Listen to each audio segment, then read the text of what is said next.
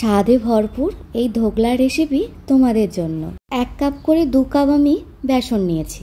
বেসন সবসময় একটু চেলে নিতে হবে। কিছুক্ষণ পরেই বেসন এই চালনার ওপরেই গোল গোল মতো দেখা যাবে, সেগুলোকে একটু চামচ দিয়ে গুঁড়িয়ে নিও, তাহলে খুব ভালোভাবে আবার বেসনটা হালকা হয়ে যাবে। নমস্কার, মিষ্টি ওভেনে তোমাদের সবাইকে স্বাগত। আজকের রেসিপি ধোকলা। বেসনটা এবার বেশ হালকা হয়ে গেছে।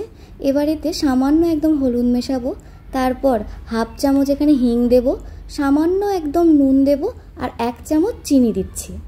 2 কাপ বেসনের জন্য আমি এখানে 1 কাপ জল ব্যবহার করছি। প্রথমেই একেবারে জলটা দেবে না, প্রথমে হাফ জলটা দিয়ে খুব ভালোভাবে একটু মিক্স করে নেবে, তারপর বাকি জলটা মেশাবে। আর বেসন যত জোরে তোমরা গুলবে তত সুন্দর আমাদের ধোকলার স্পঞ্জটাও হবে। 2 চামচ সাদা তেল আমি মিশিয়ে নিচ্ছি। তেলটা দেওয়ার পর খুব জোরেই আবার ভালোভাবে বেসনটা গুলে নিচ্ছি।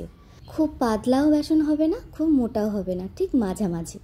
হাফ টিএসপি বেকিং সোডা দিয়ে উপরে একটু জল দিলাম যাতে বেসনের সাথে খুব ভালোভাবে মিক্স হয়ে যায়, আর একদম জোরে বেকিং সোডা দেওয়ার পর গুলবে না। কেক বসানোর আমার কাছে বাটি ছিল, তাতে নিচটাতে আমি বাটার পেপার আর একটু তেল বুলিয়ে রেখেছিলাম। তোমাদের কাছে স্লিভারের যে বাটি হয় দুধ বসানো, তাতেও বসাতে পারো। আগে থেকে আমি জলটা গরম করে রেখেছিলাম। এবার আমি এটা বসিয়ে দিচ্ছি। একদম গ্যাসটা আস্তে করা রইল, আর চাপা দিয়ে এটা হোক, আমি ততক্ষণ সস বানিয়ে নিই। এতে সাদা তেলটা গরম হলেই কালো সর্ষে একটু অল্প দিয়ে তার মধ্যে 10-12টা কারি পাতা আর 4-5টা কাঁচা লঙ্কা খুব ভালোভাবে ভেজে নিতে হবে। তারপরেই ওর মধ্যে একটু জল মিশিয়ে দেবে, আর 2 চামচ চিনি আর অল্প হাফ চামচ নুন দিয়ে খুব ভালোভাবে ফুটে গেলেই সসটা রেডি হয়ে গেল। এবার দেখে নিই এটা রেডি হয়ে গেছে কিনা।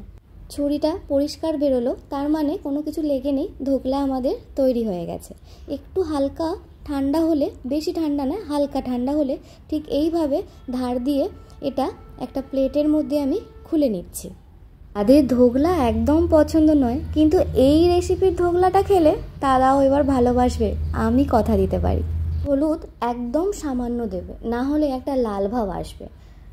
আর এবার আমি বাটার পেপারটা তুলে নিচ্ছি। এবার ওপর থেকে যে সসটা বানিয়েছিলাম সেটা আমি এর মধ্যে প্রথমে একটু অল্প মেশালাম, তারপর খুব ভালোভাবে এরকম কাট করে নিলাম। এবার বাকি যে সসটা সেটা ওপর থেকে ভালোভাবে ছড়িয়ে নিচ্ছি। ধোকলা বাইরের যে শুকনো ভাবটা থাকে, ঘরোয়া ধোকলায় এই সসটা যখন মেশাবে দেখবে তার আলাদাই সুন্দর স্বাদ। আর ওপর থেকে একটু নারকেল কুচি ছড়িয়ে নেবে। তোমাদের অসংখ্য ধন্যবাদ আমার ভিডিওটা এতক্ষণ মন দিয়ে দেখার জন্য। আজকের রেসিপিটা যদি ভালো লাগে সাবস্ক্রাইব করতে কিন্তু একদম ভুলো না। আবার একটা নতুন ভিডিও নিয়ে আসবো, আর কমেন্ট করে জানিও কেমন লাগলো, তোমরা কে কে এটা বানালে সেটাও জানিও। আবার নতুন একটা দিন নতুন ভিডিও নিয়ে আসবো।